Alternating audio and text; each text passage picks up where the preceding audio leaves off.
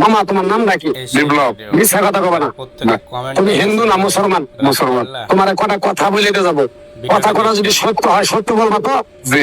একবার কও বিসমিল্লাহ, বিসমিল্লাহ। আরেকবার কও সুবহানাল্লাহ। সুবহানাল্লাহ। রাগ করলা? না। এই নামগুলো নিলে ভালো না ক্ষতি?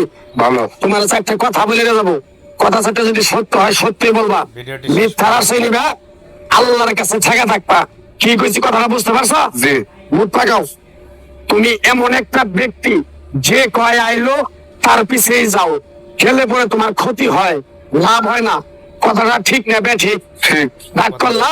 না, না। যখন তোমার কাছে টাকা পয়সা থাকে, তখন তোমার আপন বন্ধু বান্ধব, কাছের মা বাবা মা থাকে। যখন তোমার কাছে টাকা পয়সা থাকে না, তোমার আত্মীয় স্বজন কোনো বন্ধু বান্ধব তোমার কাছে থাকে না। কথাটা ঠিক না বেঠিক? ঠিক।